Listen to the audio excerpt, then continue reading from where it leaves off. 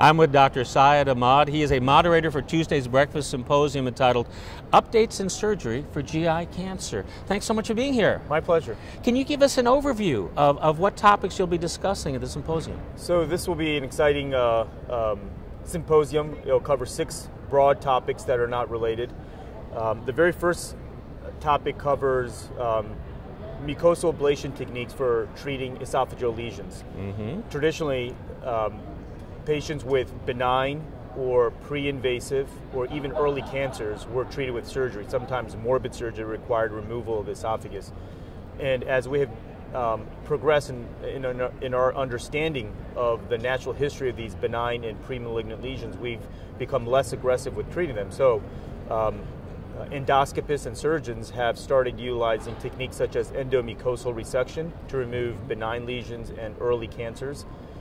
Techniques such as photodynamic therapy, radiofrequency ablation, argon ablation, and laser ablation to treat some of these early and benign lesions. They can also be utilized to treat advanced cancers as a palliative maneuver. So we'll be discussing that in the very first topic. Okay. The second topic really is a newer technique within the field of surgery. It's utilizing laparoscopic surgery and robotic surgery to perform pancreatic resections. Historically, these operations were performed through very large incisions that sometimes requires the patient to be in the hospital for weeks on end with potentially morbid outcomes. And we're finding that the laparoscopic techniques and robotic techniques can sometimes cut down on the hospital stay. Yeah, how much faster is the recovery following a robotic procedure as opposed to a traditional one? So sometimes it can be halved. Wow. Historically, people after an open pancreatic surgery would be in the hospital anywhere from 10 to 14 days, and now we're finding some studies showing that people can be discharged as early as 5 days after surgery. The third topic? The third topic is exploring colon cancer and the natural history of colon cancer. We've made a lot of progress in treating colon cancer in the last decade. Some of these have been related to surgical techniques, such as laparoscopic surgery and minimally invasive surgery, as well as adjuvant therapy and development of effective systemic chemotherapy.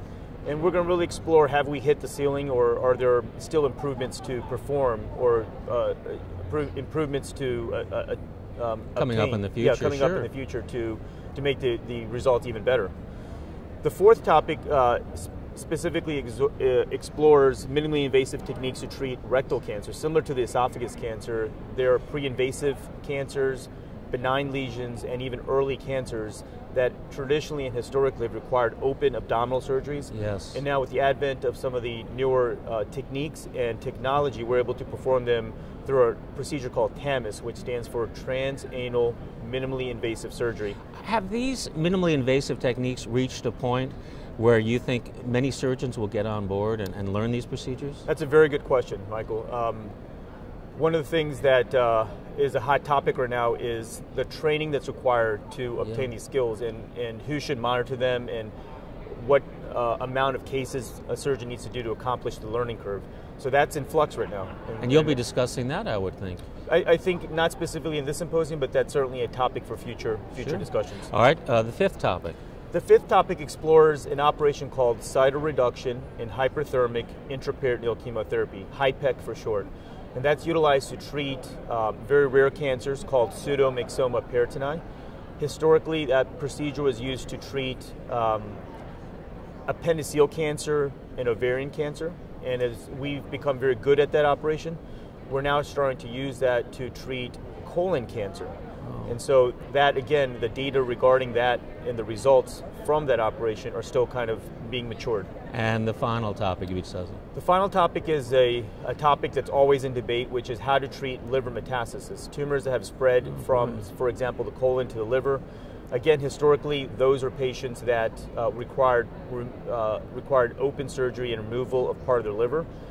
Unfortunately, not everyone is a candidate for liver resection, and so surgeons have adapted other techniques like burning the tumor with radiofrequency ablation or microwave ablation, and so we'll be exploring those topics. 6 very central topics. Yes. Well, I think keep everyone in line. I think everybody will be very interested in what you're discussing. Dr. Ahmad, thank you so much for being here. I appreciate it. If you want more information about the events here at DDW, please visit our blog site on the web, or you can follow us at Twitter the hashtag as DDW14.